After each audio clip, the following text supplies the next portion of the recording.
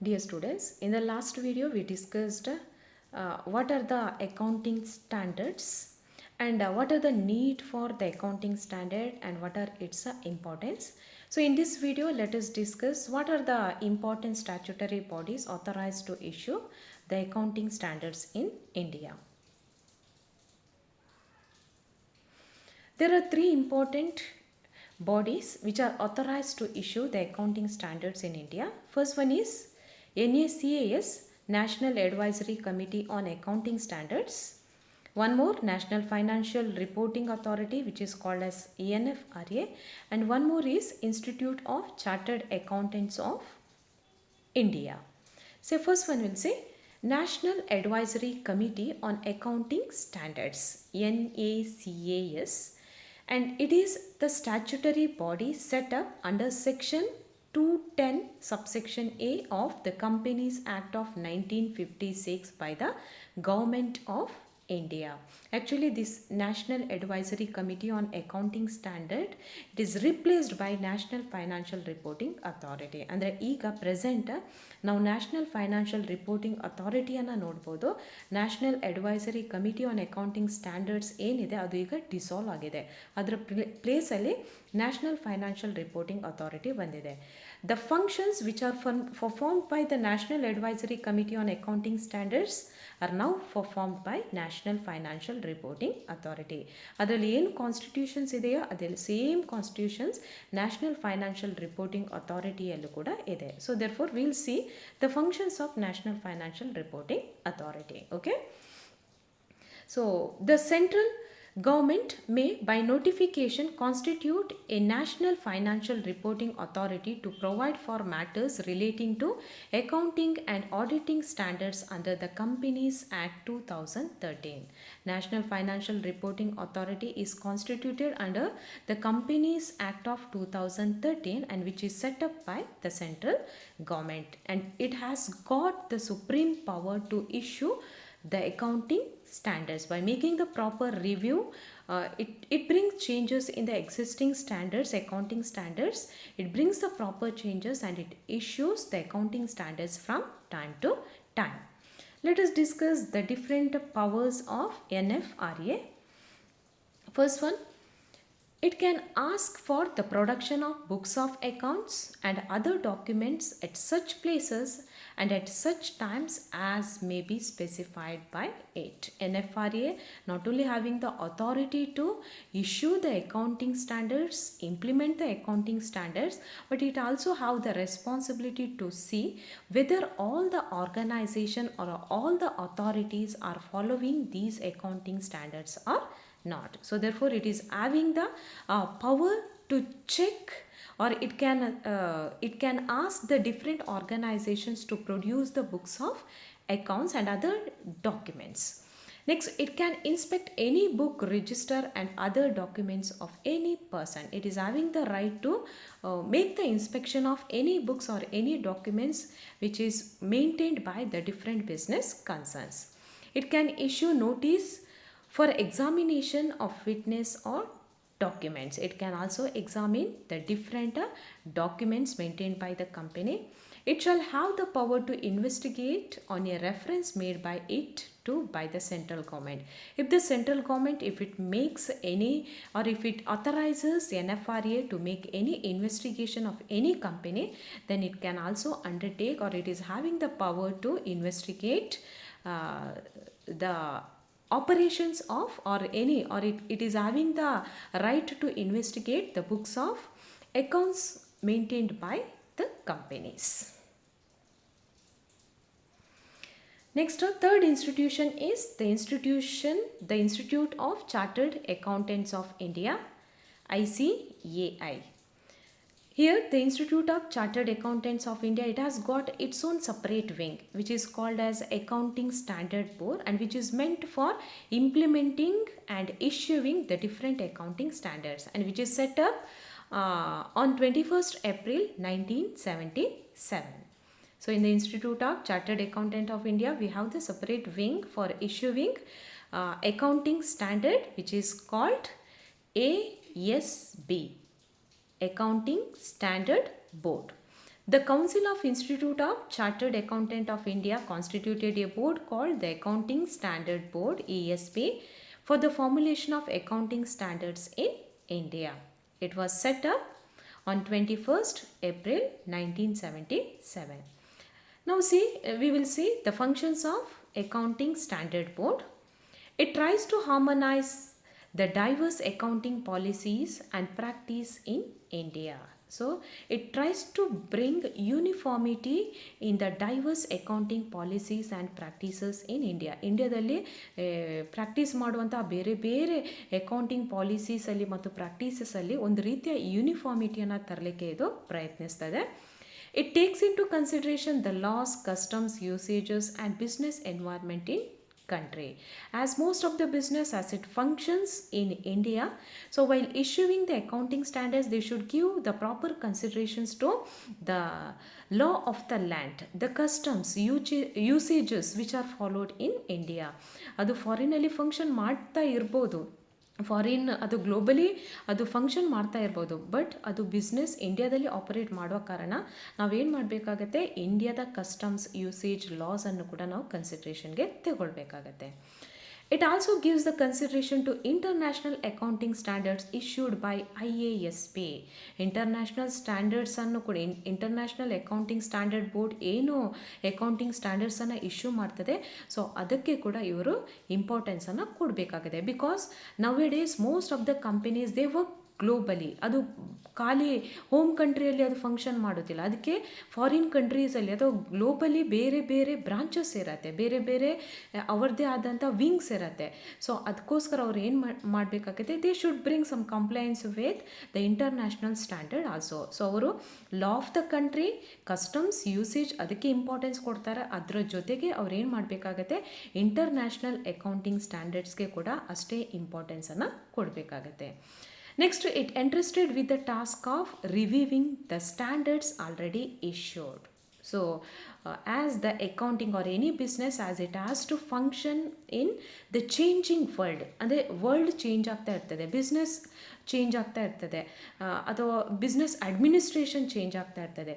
ಯಾವ ರೀತಿ ಚೇಂಜಸ್ ಆಗ್ತಾ ಇರ್ತದೋ ಅದೇ ರೀತಿ ಅವ್ರು ಏನು ಮಾಡಬೇಕಾಗತ್ತೆ, ಅಕೌಂಟಿಂಗ್ ಸ್ಟ್ಯಾಂಡರ್ಡ್ಸಲ್ಲಿ ಕೂಡ ಚೇಂಜಸನ್ನು ತರಬೇಕಾಗತ್ತೆ. ಸೊ ಆಲ್ರೆಡಿ ಇಶ್ಯೂ ಮಾಡಿದ ಅಕೌಂಟಿಂಗ್ ಸ್ಟ್ಯಾಂಡರ್ಡ್ಸಲ್ಲಿ ಏನೆಲ್ಲ ಚೇಂಜಸನ್ನು ಮಾಡ್ಬೋದು ಅನ್ನುವಂತಹ ರಿವ್ಯೂವನ್ನು ಅವರು ಫ್ರೀಕ್ವೆಂಟಾಗಿ ಮಾಡಿ ಹೊಸ ಚೇಂಜಸನ್ನು ತರಬೇಕಾಗತ್ತೆ.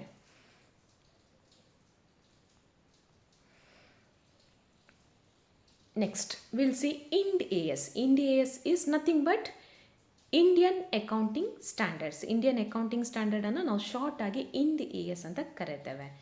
IND AS stand for Indian Accounting Standards and are converged stands for International Financial Reporting Standards to ensure that India converge globally accepted standards. IND AS provides principles for recognition, measurement, treatment, presentations and disclosure of accounting transactions in the financial statements. Actually, IND AS which provides certain principles for recognition of the business transactions, measurement, its treatment, presentation of those transactions in the financial statement of the company, and disclosure of the accounting transactions, how those transactions must be disclosed in the financial statements. So for all these, it will give the set guidelines. So IND AS, while formulating IND AS, so they will give importance to the law of the land, the usages and practices. Apart from that, they will also give the proper importance to the international accounting standards. ಅಂದರೆ ಒಂದು ರೀತಿ convergence ಇರುತ್ತೆ, mix ಮಾಡ್ತಾರೆ. Indian accounting ಸ್ಟ್ಯಾಂಡರ್ಡ್ಸನ್ನು fix ಮಾಡುವಾಗ ಇಂಡಿಯಾದ ಲಾವನ್ನು consider ಮಾಡ್ತಾರೆ, ಇಲ್ಲಿ ಯಾವ ರೀತಿಯ ಬಿಸ್ನೆಸ್ ಆಪರೇಷನ್ಸ್, ಇಲ್ಲಿ ಯಾವ ರೀತಿ ಕಸ್ಟಮ್ಸ್ ಇದೆ ಅದನ್ನು ಕನ್ಸಿಡರ್ ಮಾಡ್ತಾರೆ. ಅದರ ಜೊತೆಗೆ ಏನು ಮಾಡ್ತಾರೆ, ಇಂಟರ್ನ್ಯಾಷನಲ್ ಸ್ಟ್ಯಾಂಡರ್ಡ್ಸನ್ನು ಗಣನೆಗೆ ತೆಗೆದುಕೊಳ್ತಾರೆ. Next will see benefits of IND AS. So wider acceptability as it converge both IND AS means the Indian law and as they consider the international accounting standards, it will have the wider acceptability. So ಎಲ್ಲ ಕಡೆ ಅದನ್ನು accept ಮಾಡ್ತಾರೆ. comparability of the financial information, so it facilitate for the comparison of the financial information of the different companies. It changes in standards as per economic situations. So Ind AS or any accounting standards will not be static. As the changes as it take place in the economy or in the business field, so they will bring the proper changes in the accounting standards. ಅಂದರೆ ಒಮ್ಮೆ issue ಮಾಡಿದರೆ ಅದು static ಆಗಿ ಇರೋದಿಲ್ಲ. ಅದನ್ನೇನು ಮಾಡ್ತಾರೆ, so economic world change ಆಗ್ತಾ ಇದ್ದಾಗೆ ಅಕೌಂಟಿಂಗ್ ಸ್ಟ್ಯಾಂಡರ್ಡ್ಸಲ್ಲೂ ಕೂಡ ಏನು ಮಾಡ್ತಾ ಇರ್ತಾರೆ, ಚೇಂಜಸನ್ನು ತರ್ತಾ ಇರ್ತಾರೆ. So they will bring changes according to the changes in the economic situation. Next, it attracts the foreign investment because the foreign investors, they can make the comparability. ಅವರು ಏನು ಮಾಡ್ಬೋದು, ಈಸಿಯಾಗಿ ಕಂಪ್ಯಾರಿಷನನ್ನು ಮಾಡ್ಬೋದು. ಅವರು ಅಕೌಂಟಿಂಗ್ ಸ್ಟ್ಯಾಂಡರ್ಡ್ಸನ್ನು ಇಶ್ಯೂ ಮಾಡುವಾಗ ಇಂಡಿಯಾದ ಲಾವನ್ನು ಮಾತ್ರ ಅವರು ಕನ್ಸಿಡರ್ ಮಾಡೋದಿಲ್ಲ, ಅಥವಾ ಇಂಡಿಯಾದ ಇಕಾನಮಿಕ್ ಏನು ಕಂಡೀಷನ್ಸ್ ಇದೆ ಅದನ್ನು ಮಾತ್ರ ಅವರು ಕನ್ಸಿಡರ್ ಮಾಡೋದಿಲ್ಲ. ಅವ್ರು ಏನು ಮಾಡ್ತಾರೆ, ಇಂಟರ್ನ್ಯಾಷನಲ್ ಅಕೌಂಟಿಂಗ್ ಸ್ಟ್ಯಾಂಡರ್ಡ್ಸನ್ನು ಕೂಡ ಅವರು ಗಣನೆಗೆ ತೆಗೆದುಕೊಳ್ತಾರೆ. ಅದರಿಂದ ಯಾರಾದರೂ ಫಾರಿನ್ ಇನ್ವೆಸ್ಟ್ ಮಾಡೋದಿದ್ರೆ ಅವ್ರು ಏನು ಮಾಡ್ತಾರೆ, it facilitate them for the comparison. ಅವರು ಈಸಿಯಾಗಿ ಏನು ಮಾಡ್ಬೋದು, ಕಂಪೇರ್ ಮಾಡ್ಬೋದು, and they can take the decision whether they have to invest or not. Next, applicability of Ind AS. Ind AS ಅನ್ನು ಇಶ್ಯೂ ಮಾಡಿದ ಮೇಲೆ ಯಾವ ಯಾವ ಹಂತದಲ್ಲಿ ಯಾವ ಕಂಪನಿಯನ್ನು ಅವರು ಈ ಇಂಡ್ ASನ ಒಳಗಡೆ ತಂದಿದ್ದಾರೆ, ಯಾವ ಟೈಮಲ್ಲಿ ತಂದಿದ್ದಾರೆ, ಯಾವ ಕಂಪನಿಯನ್ನು ಆ ಪ್ರೊವಿಷನ್ ಒಳಗೆ ತಂದಿದ್ದಾರೆ ಅಂಥೇಳಿ. ಫಸ್ಟ್ 4 ಫೇಸಲ್ಲಿ ಅವರು ಬೇರೆ ಬೇರೆ ಕಂಪನಿಯನ್ನು ಈ ಇಂಡ್ ASನ ವ್ಯಾಪ್ತಿ ಒಳಗೆ ತಂದಿದ್ದಾರೆ. ಫಸ್ಟ್ ಫೇಸಲ್ಲಿ, in phase first, it made mandatory applicability of Ind AS to all companies from 1st April 2016 if net worth is greater than or equal to rupees 500 crores. 1st April 2006ಗೆ ಅದು ಫಸ್ಟಿಗೆ ಅವ್ರು ಏನು ಮಾಡ್ತಾರೆ, first phase ಅಂದರೆ first ಅಪ್ಲಿಕೇಬಿಲಿಟಿಯನ್ನು ಅಥವಾ ಫಸ್ಟಿಗೆ ಒಂದು ಆರ್ಡರನ್ನು ಇಶ್ಯೂ ಮಾಡ್ತಾರೆ. ಅದರ ಪ್ರಕಾರ ಏನು ಮಾಡ್ತಾರೆ ಅಂತ ಹೇಳಿದರೆ, ಯಾವ ಕಂಪನಿಯ ಒಟ್ಟು ಬಂಡವಾಳ 500 ಕೋಟಿ ಅಥವಾ ಅದಕ್ಕೆ ಸಮನಾಗಿರುತ್ತೆ, ಆ ಎಲ್ಲ ಕಂಪನಿಗಳು ಯಾವುದರ ಅಂಡರಲ್ಲಿ ಬರಬೇಕು, ಇಂಡ್ ASನ ಅಂಡರಲ್ಲಿ ಬರಬೇಕು.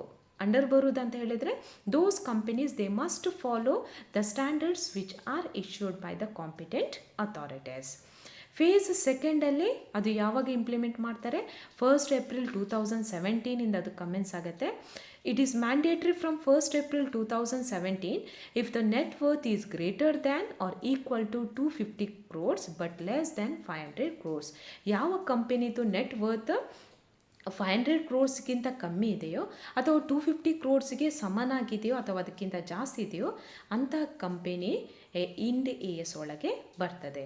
ಫೇಸ್ 3ಯಲ್ಲಿ it is mandatory to all banks. ಇದು ಬ್ಯಾಂಕಿಂಗ್ ಕಂಪನಿಗೆ ಸಂಬಂಧಪಟ್ಟದ್ದು. All banks and non banking companies, non banking financial corporation NBFC ಅಂತ ಹೇಳ್ತೇವೆ, non banking financial companies and insurance companies from 1st April 2018 if its net worth is more than or equal to rupees 500 crores.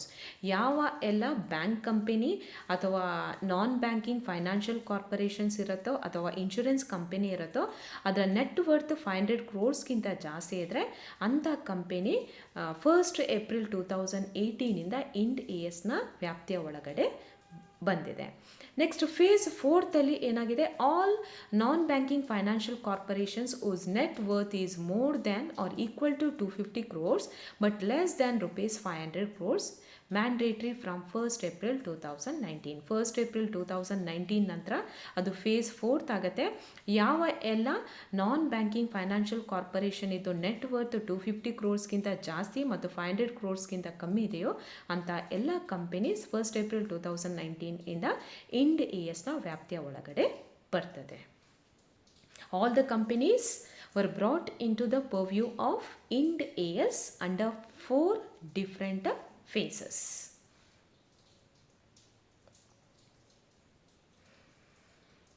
Next, benefits of convergence of accounting standards. ನಾನು ಹೇಳಿದೆ ಅಲ್ಲಿ convergence ಇದೆ. Convergence is nothing but combination of the Indian accounting standards and the international accounting standards. Indian accounting ಸ್ಟ್ಯಾಂಡರ್ಡ್ಸನ್ನು international accounting standards ಜೊತೆ ಒಂದು ರೀತಿ converge ಮಾಡುವಂಥದ್ದು, merge ಮಾಡುವಂಥದ್ದು. ಆ ಕನ್ವರ್ಜ್ ಮಾಡೋದ್ರಿಂದ ಏನೆಲ್ಲ ಬೆನಿಫಿಟ್ ನಮಗೆ ಇದೆ ಅಂತೇಳಿ. It will improve the quality of financial reporting around the world. It is having the wider acceptability. It will enable companies to have the access to foreign capital market. It will create increased opportunity for investors to conduct efficient global investment portfolios. It will improve global capital allocation and will thereby expand the possibility of worldwide economic growth. It will create increased opportunities for developing countries to attract capital across the border. ಅಂದರೆ ಎಲ್ಲ benefit ನೋಡೋ ನಮಗೇನು ಗೊತ್ತಾಗುತ್ತೆ ಅಂತ ಹೇಳಿದರೆ, so they can get the benefit globally. ಏನು ನಾವು ಫಾರಿನಲ್ಲಿ international ಲೆವೆಲಲ್ಲಿ ನಮಗೇನು ಬೆನಿಫಿಟ್ ಸಿಗುತ್ತೆ ಅದೆಲ್ಲ ಬೆನಿಫಿಟನ್ನು ಕನ್ವರ್ಜೆನ್ಸಿಂದ ನಾವು ಪಡೆಯಲಿಕ್ಕೆ ಸಾಧ್ಯ ಇದೆ. So we can attract the foreign capital, we can go globally. ಅಥವಾ ಏನು ಮಾಡ್ಬೋದು, ಏನಾದರೂ ಡೆವಲಪಿಂಗ್ ಕಂಟ್ರೀಸ್ ಇದ್ದರೆ ಅವರ ಎಕಾನಮಿಕ್ ಆ್ಯಕ್ಟಿವಿಟಿಯನ್ನು ಅವರು ಜಾಸ್ತಿ ಮಾಡಬೇಕಂತ ಇದ್ರೆ, ಸೊ ಆ ಕೇಸಲ್ಲಿ ಕೂಡ ಈ ಕನ್ವರ್ಜೆನ್ಸ್ ಆಫ್ ಅಕೌಂಟಿಂಗ್ ಸ್ಟ್ಯಾಂಡರ್ಡ್ಸ್ ಅವರಿಗೆ ಹೆಲ್ಪಿಗೆ ಬರುತ್ತೆ.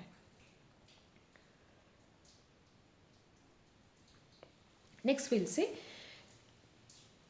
accounting policies. What are accounting policy? Accounting policies are nothing but some of the specific accounting principles. ಕೆಲವೊಂದು ಸ್ಪೆಸಿಫಿಕ್ ಅಕೌಂಟಿಂಗ್ ಪ್ರಿನ್ಸಿಪಲ್ಸ್ ಇದೆ. ಆ ಪ್ರಿನ್ಸಿಪಲ್ಸನ್ನು ನಾವು ಫೈನಾನ್ಷಿಯಲ್ ಸ್ಟೇಟ್ಮೆಂಟ್ ಪ್ರಿಪೇರ್ ಮಾಡುವಾಗ ಫಾಲೋ ಮಾಡಬೇಕಾಗತ್ತೆ. So accounting policies are the specific accounting principles and the methods of applying those principles that are considered by the business enterprise to be most appropriate in preparing and presenting financial statements. So financial statements ಅನ್ನು prepare ಮಾಡುವಾಗ ಕೆಲವೊಂದು specific accounting ಪ್ರಿನ್ಸಿಪಲ್ಸನ್ನು ನಾವು follow ಮಾಡ್ತೇವೆ, ಅದನ್ನೇ ನಾವು accounting policies ಅಂತ ಕರೀತೇವೆ. So ಇಲ್ಲಿ ಕೆಲವೊಂದು ಕನ್ಸಿಡ್ರೇಷನ್ ಇದೆ ಅಕೌಂಟಿಂಗ್ ಪಾಲಿಸೀಸಲ್ಲಿ. 3 ಇಂಪಾರ್ಟೆಂಟ್ ಕನ್ಸಿಡ್ರೇಷನ್ ಇದೆ. First one prudence, second substance over form, next one materiality. ಇದನ್ನು ನೀವು already accounting concepts and conventions discuss ಮಾಡುವಾಗ ಇದನ್ನು ನೀವು ಕೇಳಿದ್ದೀರಿ. ಫಸ್ಟ್ ಪ್ರೂಡೆನ್ಸ್ ಅಂತ ಹೇಳಿದರೆ, the uncertainties should be recognised by exercising prudence in preparing financial statements. So prudence ಅಂತ ಹೇಳಿದರೆ it is a practice of playing safe. Means if there are any future uncertainties, we must provide for those future uncertainties by maintaining certain reserves or maintaining certain provisions. But at the same times, if there are any future profits, we cannot make any anticipation. Future ಅಲ್ಲಿ ಏನಾದರೂ profit ಬರೋದಿದ್ರೆ ಆ ಪ್ರಾಫಿಟನ್ನು ನಾವು anticipate ಮಾಡುವ ಹಾಗೆ ಇಲ್ಲ. We must provide for the future losses, but we should not anticipate the future profits. Next, substance over form.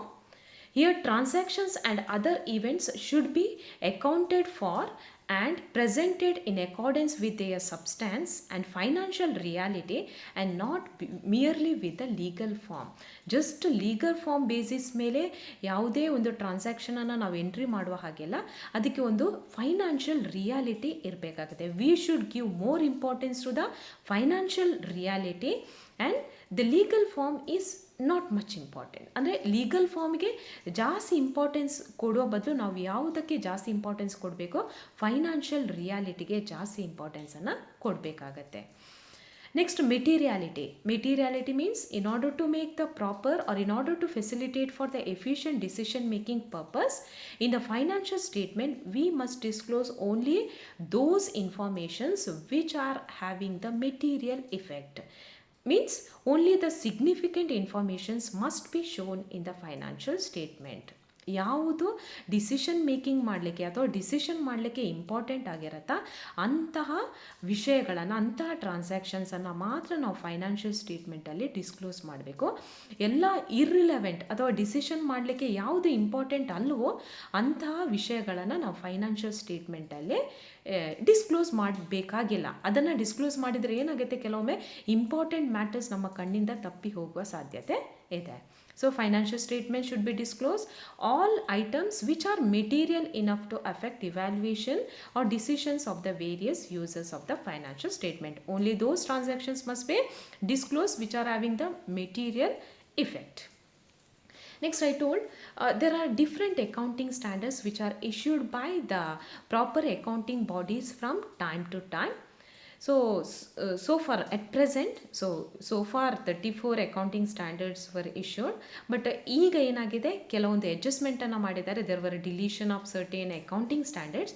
At present there are 27 accounting standards. ಈಗ 27 accounting standards ಇದೆ. ಅದರಲ್ಲಿ ತುಂಬ important and the first accounting standard is the disclosure of accounting policy. Accounting standard ಒನ್ನಲ್ಲಿ ಯಾವುದು ಬರುತ್ತೆ ಅಂತ ಹೇಳಿದರೆ, ನಾವೇನು ಈಗ ಡಿಸ್ಕಸ್ ಮಾಡಿದ್ದೇವೆ accounting specific accounting principles that should be followed while maintaining the financial statement, ನಾವು ಏನು ಹೇಳಿದ್ದೇವೆ ಆ ಪರ್ಟಿಕ್ಯುಲರ್ ಸ್ಟ್ಯಾಂಡರ್ಡ್ ಎಲ್ಲಿ ಬರುತ್ತೆ ಅಂತ ಹೇಳಿದರೆ ಫಸ್ಟಲ್ಲಿ ಬರುತ್ತೆ. ಅಕೌಂಟಿಂಗ್ ಸ್ಟ್ಯಾಂಡರ್ಡ್ ಫಸ್ಟಲ್ಲಿ ಬರುತ್ತೆ. According to this standard all the significant policies adopted in the preparation and presentation of financial statement should be disclosed. ಇದೇನು ಹೇಳ್ತದೆ ಅಂತ ಹೇಳಿದರೆ, ನಾವು ಈ ಟ್ರಾನ್ಸಾಕ್ಷನ್ಸ್ ಎಲ್ಲ ಬರೆಯುವಾಗ ನಾವು ಏನೆಲ್ಲ ಎಂಟ್ರೀಸನ್ನು ರೆಕಾರ್ಡ್ ಮಾಡ್ತೇವೆ, ಟ್ರಾನ್ಸಾಕ್ಷನ್ಸನ್ನು ರೆಕಾರ್ಡ್ ಮಾಡ್ತೇವೆ, ಅದನ್ನು ಏನು ಮಾಡಬೇಕು ಅಕೌಂಟಿಂಗ್ ನೋಟ್ಸ್ ಮೂಲಕ ಅದನ್ನು ಫುಲ್ ಡಿಸ್ಕ್ಲೋಷರ್ ಮಾಡಬೇಕು. ಯಾರಿಗಾದರೂ ಅದರ ಇನ್ಫಾರ್ಮೇಷನ್ ಬೇಕಿದ್ರೆ ಸೊ ಅವ್ರು ಏನು ಮಾಡಬೇಕು, they can make the reference of those accounting notes.